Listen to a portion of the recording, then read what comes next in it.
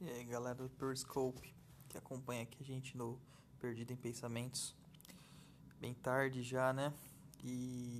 Mas eu tive que fazer essa transmissão porque, bom, enfim, existem coisas assim que infelizmente a gente fica vendo nesse nosso cenário espiritista, cenário espiritualista, cenário umbandista, que acaba nos deixando até meio transtornados. Eu tenho visto várias e várias publicações sobre pessoas que querem vender cursos de mediunidade. Mesmo que elas não sejam alinhadas a nenhum tipo de doutrina espiritualista ou queiram sequer se enquadrar numa metodologia filosófica. O que acontece com esse pessoal eu não sei, mas querer vender curso de mediunidade é o final das eras, não é possível. Eles querem te ensinar de como que você, através da sua mediunidade, pode ser tão melhor que os outros. Como se mediunidade fosse algo que lhe transformasse em alguma coisa melhor. Na verdade, a mediunidade é uma missão. Você tem que você é obrigado a entender que a mediunidade ela não é simplesmente algo para te fazer melhor do que os outros. Ela pode te fazer melhor do que você já é. Se você aliar a sua mediunidade através de todos os seus estudos, do preparo, da reforma íntima, do aconselhamento espiritual, da evolução moral, além da evolução intelectual, com certeza você se tornará um ser humano melhor. Mas isso não quer dizer que você será melhor do que as outras pessoas. O que acontece é que muita gente está achando que é melhor do que os outros porque é médium. E pior, cada dia os dons mediúnicos estão sendo mais sobrepujados. É um showzinho, é um teatro, é uma coisa absurda. As pessoas que simplesmente acreditam que só por possuir o dom mediúnico elas são muito melhores que as outras. Bom, infelizmente essas pessoas estão cada vez mais enganadas. É, Um dos fatores que acabam destruindo vários e vários médiums é a própria vaidade, é o ego, é essa luta que é uma luta épica, uma luta ancestral do ser humano contra o ego, contra a sua própria vaidade, é, é algo que deixou muitas pessoas pelo caminho. Não adianta só a gente acabar gerando é, conclusões sobre a mediunidade de uma forma rasa. A gente tem que entender por que, que nós temos a mediunidade, por que existe a mediunidade, onde a mediunidade pode nos levar e afins. Então é um caso meio complicado de se entender. É, Primeiro ponto, antes de se tornar um médium, você tem que trabalhar como ser humano. Trabalhe sobre as questões evangelizadoras, o melhoramento moral, o melhoramento íntimo, a reforma íntima, aliado aos estudos, ao aprimoramento intelectual. Aí sim você vai começar a se tornar uma boa pessoa para depois começar a se tornar um bom médium. O que ocorre é o inverso. Nos desenvolvimentos mediúnicos, as pessoas querem manifestar vários poderes. Isso está errado. Querer ver a fenomenologia antes da evangelização. Seja no Espiritismo ou seja na Umbanda, tanto faz as duas vertentes mais populares do Brasil, é obrigatório ter um aspecto moral. Porque se nós não tivermos esse aspecto moral, nós seremos sem direção. Não tem como você acreditar que vai encontrar no caminho se você não souber para onde está indo. Bom, respondendo a quem perguntou se eu sou médium, sim, sou médium, como todo mundo é. Entendeu? Agora, se eu trabalho com a mediunidade de forma mais ativa, sim, eu trabalho. É, Faço parte hoje, já há alguns anos, de um centro de Umbanda, ou terreiro de Umbanda, chamado Casa de Caridade Nossa Senhora Aparecida, que se localiza em Santo André. Eu fui consagrado como pai pequeno desta casa já há alguns anos e tenho a felicidade de poder doar um pouco do meu tempo, do meu dia, para prática da caridade juntamente dos espíritos protetores lá. Vamos entender um pouquinho o porquê existe a comunicação espiritual. Além do aspecto de trazer um conforto para a gente, ela também nos possibilita perceber que há continuidade na vida. Então, a gente fica com aquela coisa que os erros nossos, por mais difíceis e mais complexos que forem, eles sempre podem ser corrigidos. Se não nesta vida, em outras vidas. A comunicação espírita, ela não está simplesmente ali para nos servir a bel prazer. Ela está ali para ser uma ferramenta útil para a humanidade, para nos trazer novas descobertas, nos dar novas aspirações, nos dar esperanças e nos transformar em seres humanos melhores. Só o fato de você doar a sua matéria para incorporar no espírito, ou simplesmente através de você ter um processo de psicofonia ou até mesmo de psicografia, isso não torna melhor. Muito pelo contrário. Existem certos estudiosos espiritualistas que dizem que quem possui a mediunidade é aquele que pediu para dar uma acelerada no seu próprio karma. Sendo isso verdade ou não, é melhor a gente sempre pecar pelo excesso. Então vamos manter sempre a coerência e procurar primeiro nosso aprimoramento mental, nosso aprimoramento moral, nosso aprimoramento intelectual. Vamos nos melhorar primeiro como seres humanos para depois sermos melhores como médiums. Uma outra questão que a gente vê muito é muitos médiums acabando caindo em obsessões. Geralmente atribuem qualquer tipo de obsessão a uma demanda, a um obsessor mesmo desencarnado, a inveja, ao mal olhado e afins. Completamente irônico, né? Mesmo que for um caso desses, a maior parte da obsessão, a culpa é sempre do obsedado, que permitiu que aquilo acabasse acontecendo. Então, com médiuns que deveriam ter todo um preparo para isso, é inaceitável cair num processo obsessivo. Serve como um grande alerta e realmente os mentores espirituais, principalmente os nossos mentores, eles nos permitem cair nessas armadilhas da vida, para que a gente desperte a consciência e saiba como melhorar. Mas, excetuando essas poucas vezes que são obsessões realmente espirituais, o maior caso de obsessão sempre é a auto-obsessão. Você mesmo acaba se obsedando por motivos dos mais bobos possíveis. Mas as paixões inferiores, como o ego, a vaidade, a idolatria, a egolatria, a cupidez, todas essas questões, a inveja e tudo mais, elas acabam influenciando negativamente no aprimoramento do ser humano e geram esses processos obsessivos. Você acaba abrindo campo para que outras entidades que vibram na mesma energia que você, vibram na mesma frequência baixa que você está vibrando, acabem se aproximando do seu campo energético e ali se estabeleçam para ficarem se nutrindo da sua energia. Bom, se você é médium, você deveria saber como se proteger. Se você não é médium ou não sabe que é médium e aspira a ser, você precisa saber como se proteger. Tá? Mediunidade de estilo de incorporação. Incorporação é um tipo das mediunidades que existem. Na verdade, a incorporação é um conjunto de outros dons mediúnicos que acabam gerando a impressão de incorporação. Existe a incorporação inconsciente, que realmente é um fenômeno parecido com uma possessão permitida, vamos dizer assim, que é onde o médium ele simplesmente doa realmente a matéria e afasta seu duplo etérico para que o espírito comunicante se manifeste. Geralmente é inconsciente porque o médium entra num transe tão profundo que ele acaba tendo uma sensação de sono, de sonolência, ele acaba achando que ele dormiu. O espírito dele está registrando todas as impressões que ali ocorrem, mas ele mesmo não tem consciência disso. Isso vai ficar no inconsciente e pode acarretar que no futuro alguns lapsos, algumas pequenas lembranças acabem entrando na mente consciente dele.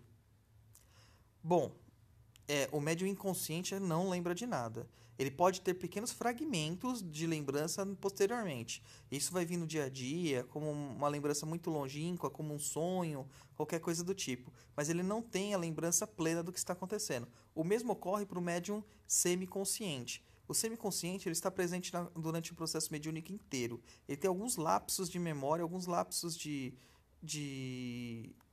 percepção enquanto ele está incorporado. Mas depois ele vai acabar lembrando tudo.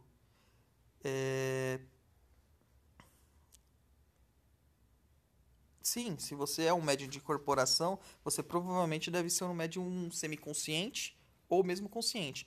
Hoje em dia, não existem mais médiums totalmente conscientes com a mesma normalidade que existiam há 30, 40 anos atrás. Não há propósito na espiritualidade para que isso aconteça, entendeu? É, não tem um motivo de simplesmente a gente doar a matéria e não saber o que está acontecendo com o nosso corpo. A espiritualidade ela é muito sábia, ela não vai errar nesse ponto. Aliás, o médium também é o primeiro paciente, podemos dizer assim, do próprio mentor espiritual. Ele está ali para ser orientado pelo seu próprio mentor, por isso o nome de mentor. Então, a mediunidade semiconsciente ou consciente, que já é também um tipo mais de inspirativa, né? Uma mediunidade mais de inspiração intuitiva, elas não têm nenhum problema, não é nada errado quanto a isso. A questão é, você tem que fazer a sua reforma íntima, não tem jeito. Se você não tiver um aspecto moral bem elevado, você não vai ser uma boa ferramenta para esses espíritos comunicantes. A questão de ser um médium consciente e semiconsciente é que você pode interferir, e geralmente interfere, nas comunicações mediúnicas. Então, é sempre preferível que as interferências que ocorrerão sejam as mais benéficas possíveis. As mais benéficas possíveis. Não existe nenhum tipo de comunicação que seja totalmente isenta do médium. Todas as nossas comunicações, elas não são, na verdade, mediúnicas, elas deveriam ser chamadas de medianímicas, porque elas envolvem tanto o aspecto mediúnico quanto o aspecto anímico do ser humano. Mesmo os espíritos que tomam a- acabam utilizando instrumentos como médios inconscientes, eles acabam se utilizando do próprio mental do médium, eles acabam utilizando do arcabouço de conhecimentos do médium e então acabam precisando que aquele médium também se instrua. Já foi-se o tempo que as manifestações ocorriam simplesmente para chamar atenção. Havia essa necessidade de ter aquelas manifestações espantosas. O espiritismo mesmo, ele surgiu dessas manifestações, com as mesas girantes, mesas que flutuavam ou que giravam em torno do seu próprio eixo. Não sou kardecista. O espiritismo, na verdade, ele é uma doutrina filosófica que ele cabe em qualquer religião. Eu, como religião, eu sou praticante da Umbanda, mas tive muito tempo dentro do espiritismo, que todo mundo conhece como kardecismo, e ele cabe em qualquer religião, desde o catolicismo até a budismo, não importa, porque é uma filosofia, entendeu? A filosofia ela nunca está fechada em si. A religião ela está fechada nos seus dogmas, nos seus princípios e fundamentos. Uma filosofia nunca está fechada em si, sempre tem que estar se reestruturando, se melhorando, se aprimorando, se refazendo, se adaptando, se atualizando. Infelizmente, no Brasil, isso não aconteceu com o espiritismo, mas existem alguns grupos sérios que o fazem ainda. É muito legal que você é candomblessista, é muito legal. Então a gente tem que sempre prestar atenção nas questões do porquê que você quer desenvolver sua mediunidade. Há um chamado mediúnico, você tem essa obrigação. Lembrando que a gente tem o livre-arbítrio. Mesmo que você tivesse uma obrigação, você não necessitaria realmente incorporar ou psicofonar, psicografar ou qualquer coisa do tipo.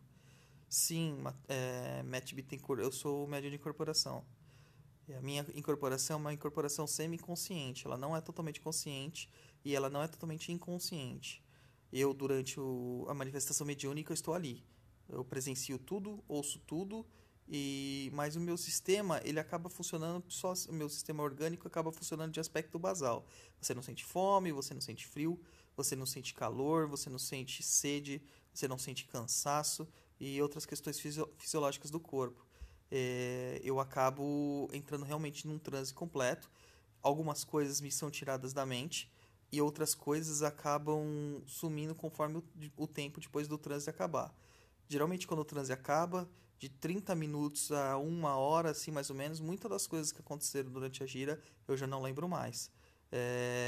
Elas vão vindo também como flashes, como lembranças, e geralmente através de conversas que você tem com os cambones, porque você acaba recebendo os recados que você precisa fazer, que as entidades pedem para você fazer certos preceitos, certos trabalhos. As entidades que eu incorporo as linhas de Umbanda. Eu trabalho com caboclos, preto velhos, baianos, herês e exus, essas linhas. Os nomes deles não têm significância, não têm importância, porque são nomes simbólicos, né? Mas o caboclo ele trabalha na falange dos caboclos rompe-mato, o preto velho trabalha na falange dos franciscos do Congo, dos vovôs francisco do Congo.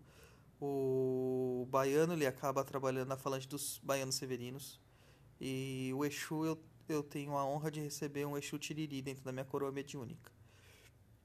Mas isso são apenas nomes. Para eles, pouco importa o nome que eles tomam. Eles se preocupam mais com a mensagem do que com os nomes. É, e de onde que você é, Matt? De que cidade você é?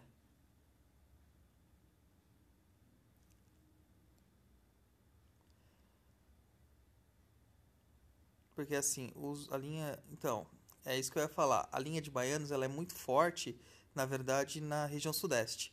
No Rio de Janeiro, nem tanto, mas em São Paulo é fortíssima a linha de baianos. Apesar que os baianos que se manifestam, eles têm duas vertentes. Tem os baianos, realmente, os baianos da Bahia, que possivelmente eram babalorixás, antigos sacerdotes e tudo mais, que pelo trabalho que eles fizeram, eles acabam tendo a outorga de trabalhar na espiritualidade com uma linha de baianos, mas existem também os baianos sobre a questão geográfica do que é uma baía, que é um bolsão de água, né, natural. Isso é muito explicado dentro do tambor de mina. No tambor de mina, aí no Nordeste é muito conhecido o tambor de mina, não sei especificamente que região, eu acho que no Maranhão tem o tambor de mina, eles explicam bastante sobre essa questão do baiano vir da Bahia, não da Bahia com H, mas da Bahia do acidente geográfico. Então tem essa questão também. E eu, por exemplo, o Severino, ele sempre disse que ele não é do estado da Bahia. E pelo pouco que ele fala com a gente sobre as vivências que ele teve, as coisas que ele fez, e quando ele dá os exemplos dele, dá a entender que ele era de Pernambuco. Então, a gente não poderia nem chamá-lo de baiano, deveria chamá-lo de pernambucano. Se for sobre uma questão dentro de uma linhagem, eles acabam tomando a forma mesmo. Bruno, por que ninguém acredita em médiums? Porque 90% dos médiums são mentirosos. Eles fingem que recebem entidades ou comunicações. Infelizmente. E isso é uma realidade de muitas. Qualquer religião tem os seus problemas. Entendeu? E essa questão de se apegar ao que eu comecei desde o começo. Se começar pela fenomenologia e se ficar preso à fenomenologia, só se preocupando com os dons mediúnicos, com a manifestação mediúnica, isso simplesmente vai acarretar futilidade. E os espíritos eles não estão disponíveis para comunicações frívolas.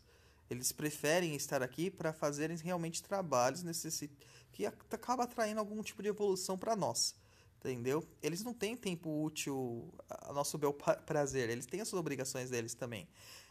O problema é que o médium ele quer muito ser poderoso, ter poderes sobrenaturais e coisas do tipo, acredita que vai poder fazer vários tipos de coisas, principalmente das culturas afro-brasileiras. Não, eu não sou espírita, eu sou umbandista, mas eu já tive dentro do espiritismo durante muito tempo, como eu já disse. É, a maior parte das pessoas ela vai querer simplesmente criar poderes diferentes dos outros, acreditando que eles podem ser muito melhores. Dentro da Umbanda, das regiões afros, Candomblé também, encantarias e afins, ainda acham que através dos trabalhos de magia, que é muito comum nessas religiões, eles vão poder dominar outras pessoas e ter todas as coisas que eles querem na vida. Eles só esquecem de um fator. Na magia ainda há duas questões. Tem a necessidade e tem o merecimento.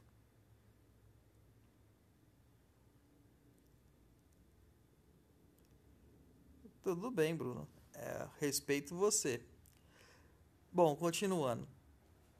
A, a necessidade da gente ter o aprimoramento é muito mais importante do que a necessidade de desenvolver realmente a mediunidade. Quando você desenvolve seu aspecto moral, a mediunidade acaba sendo uma consequência. Fora que nem todo mundo tem os mesmos dons mediúnicos. Muitas pessoas acreditam que tem que todo mundo incorporar, entendeu? Bruno, só fazendo um parênteses, a questão aqui não é achar que Exu é legal. Exu não é legal e Exu não deixa de ser, não é ruim ao mesmo tempo. Exu é uma entidade da natureza. A natureza não é boa, a natureza não é ruim ao mesmo tempo. Na verdade, o que você pode definir Exu é caótico, como a natureza é caótica. Assim como a natureza constrói, a natureza destrói. É a mesma coisa. É a mesma coisa. Entendeu? Voltando. A questão de desenvolver dons mediúnicos que nós não possuímos. Quando nós acabamos vindo nessa encarnação, a gente acaba criando certos achismos, né? Quando encarnados. Porém, desencarnados, nós temos uma outra concepção. Nós já definimos os tipos de dons mediúnicos que nós iremos trabalhar. Cada um tem uma composição orgânica, energética e espiritual diferente. Então, se você veio com essa composição de que você vai incorporar, você vai incorporar. Agora, se você não veio com essa definição no seu corpo espiritual, não adianta você forçar que nunca você vai incorporar. A questão é que todo mundo acha que só é mediunidade quando você incorpora o psicografo, qualquer coisa do tipo. As mediunidades de intuição, as mediunidades de cura, como das benzedeiras, é muito mais importante em certas regiões e certos povoados do que simplesmente incorporar. Qual a vantagem de ter uma vila necessitada de amparos como benzimento para tentar fazer cura simples e chegar lá, uma incorporação de um caboclo, começar a falar sobre filosofia romana, por exemplo, ou um doutor que é muito conhecido dentro do espiritismo, muitos espíritos de doutores, chegar lá e começar a falar em alemão para uma população que mal sabe falar português. Não tem sentido. Então, para cada local, para cada região, conforme as pessoas que estão lá, estão as mediunidades necessárias para ajudar aquele povo. O que a gente tem que parar de fazer é tentar desenvolver um dom que nós não possuímos e achar que o dom que o outro possui é melhor que o nosso. Não é assim. Existem muitos cambones, por exemplo, que são os assistentes dentro da corrente de Umbanda, que não podem nem sequer ter um trabalho de transporte, por exemplo. E nem assim, nem por isso eles deixam de ser muito úteis às correntes de trabalho, de auxílio. A questão aqui é que, assim, ô Matt, desculpa, não peguei a sua pergunta. Pode refazer, por favor? A questão é que nós temos que entender que nós temos que o nosso dom mediúnico e devemos trabalhar com o dom que nós possuímos e não querer ter um dom diferente, um dom que outra pessoa possua, certo? Bruno, essa questão de demônio, cara, isso aí já tá tão batido, cara. Se você digitar www.google.com.br, cara, digitar isso lá, você vai ver tudo que você quer. Eu nem precisaria estar falando isso aqui. E qualquer professor de teologia um pouquinho menos boçal, um pouco mais sério, ele vai te explicar facilmente por que Exu é confundido com demônio. E, bom, Exu não é bom, tá? Exu não é ruim, Exu é caótico. Então, Matt, dentro da Candomblé eu não sei qual que é o fundamento. Na Umbanda não se usa, pelo menos na Umbanda que eu pratico, que é uma Umbanda tradicional, uma Umbanda pé no chão, não se usa nenhum tipo de gesto diferenciado ou qualquer palavra de invocação. Simplesmente canta-se o ponto para as entidades e elas acabam se manifestando. É, As entidades, sim, elas têm um linguajar próprio, né? Alguns negros acabam falando em Yorubá, outros em Banto, Kimbundu, Kinkongo, né? E algumas palavras. Hoje em dia já não tem mais aquela coisa da conversa longa em outras línguas. E os caboclos acabam, né, também fazendo essas palavras em tupi, em outras línguas. Então, minha posição é de desconhecimento. Eu não posso tomar uma posição sobre algo que eu desconheço. Então, eu prefiro não tomar uma posição.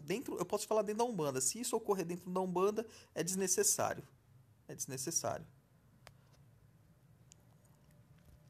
Alguém mais perguntou alguma coisa? Também passou aqui, eu não consegui ler. Se puder repetir, por favor.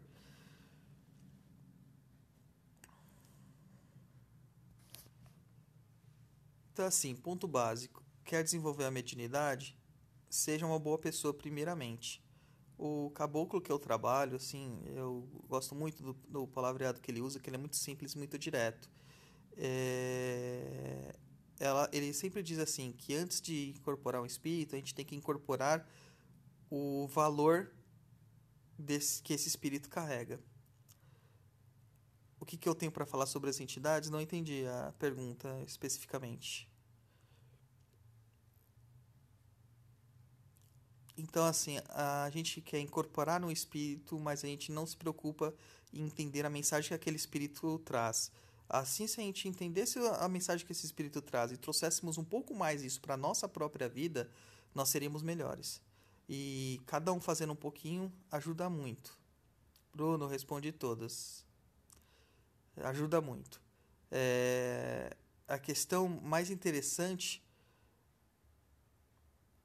sobre os Exus você pode encontrar em qualquer lugar, Bruno. Então, quando a incorporação é um transe mediúnico, como a psicografia também é um transe mediúnico e a psicofonia também é um transe mediúnico. As comunicações que são trazidas são conforme a necessidade de cada consulente. Dentro do espiritismo, utiliza-se muito a comunicação para dar um pouco de acalanto aos corações sofridos. São geralmente de aspectos morais e mais elevados para tentar tirar a gente um pouquinho do comodismo. Na Umbanda já são mais imediatistas. A Umbanda a gente pode fazer um panorama dela como um pronto-socorro, onde as pessoas chegam ao quebradas lá, tanto os encarnados quanto os desencarnados também, e que eles são atendidos prontamente por uma necessidade imediata.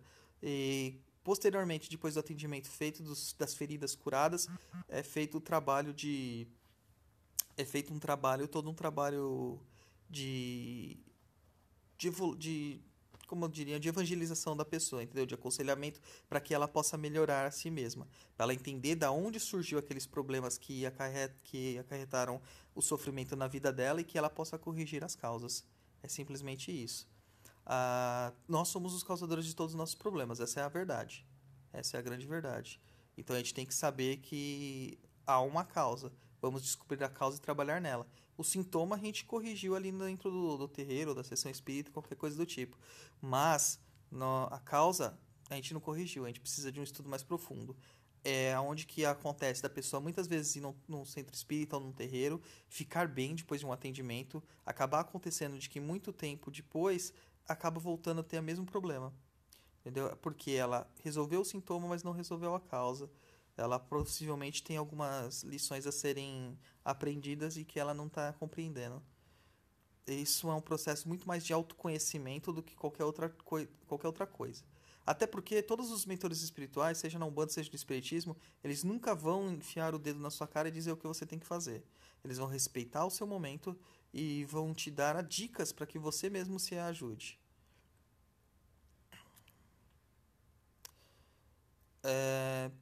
Que os espíritos entram em sonhos, eu não usaria essa terminologia. Na verdade, os espíritos, eles estão a todo momento, em todo lugar. Inclusive, você é um espírito. A única diferença que você tem de um ser desencarnado é que você está com o seu corpo físico. O que ocorre na hora do sonho, no que a gente acha, né, que é um sonho, muitas vezes não é bem isso que acontece. O que ocorre é que, como o corpo repousa, o espírito ele sente como se estivesse um pouco liberto. Solta um pouquinho as amarras que o prende aqui ao plano material e ele consegue ir vagar. Alguns são levados a alguns trabalhos caritativos, outros de estudo, de instrução, mas a maior parte acaba ficando totalmente inconsciente e sendo guiado como se fosse zumbi nas zonas astralinas mais próximas da crosta. Essa questão de ter mediunidade de evidência através de sonhos não é uma coisa muito difícil de acontecer, não. A Bíblia mesmo, que é no Velho Testamento, é cheio de sonhos proféticos. E os sonhos proféticos não são nada mais nada menos do que um sonho que é de alguma coisa que realmente acabou virando realidade no futuro. A questão dela poder assim, pressentir o falecimento de alguém, ela pode estar tendo realmente uma manifestação de evidência. Se isso acontece realmente com frequência e que todas as vezes ela acerta, é um dom mediúnico dela de presciência, né? Mas isso não é comum hoje em dia, né, também, porque nós nos desconectamos um pouco desse lado espiritual. Quando acontece um desencarne normal, os espíritos, quando eles estão um pouquinho mais soltos da matéria, eles conseguem perceber pelo desenlace energético que acontece nos cordões que nos ligam ao corpo físico. Ele percebe que há uma certa fragilidade que o desenlace pode estar próximo. Agora, se ocorre uma fatalidade, eu não tenho como te dizer exatamente como isso ocorre.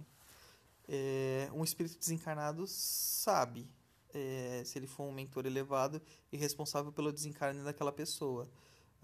Mas nenhum outro espírito pode te prever o futuro, por exemplo, longínquo. Eles podem te dizer para que direção você está encaminhado, mas não exatamente o que vai acontecer.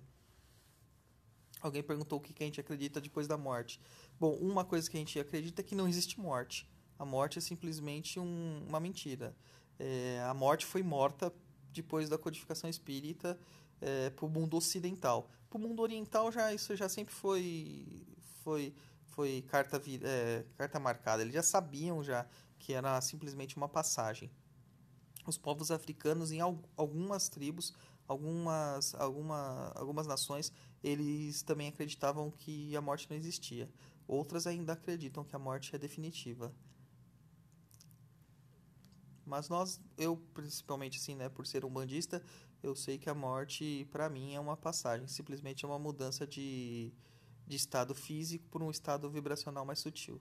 Simples assim. Nossa consciência não se altera até a gente ter a oportunidade de voltar. Entendido?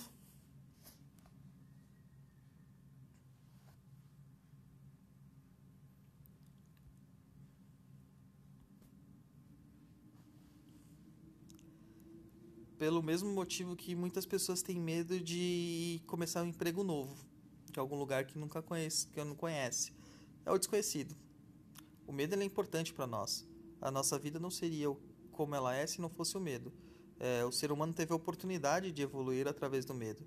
Através do medo ele sabia o que era perigoso e o que não era e conseguia se proteger. Já o medo desmedido, ele é complicado. Ele acaba te fragilizando, te neutralizando, deixando você até paralisado na vida. A questão de ter medo da morte é porque a vida realmente é maravilhosa. As sensações que nós sentimos no plano físico é fantástica. É por isso que existem tantos espíritos desencarnados negativos ou em desequilíbrio que querem vivenciar esses prazeres da carne. É uma sensação inebriante. E quando a gente tem essa oportunidade, a gente não quer que isso acabe. Simples assim.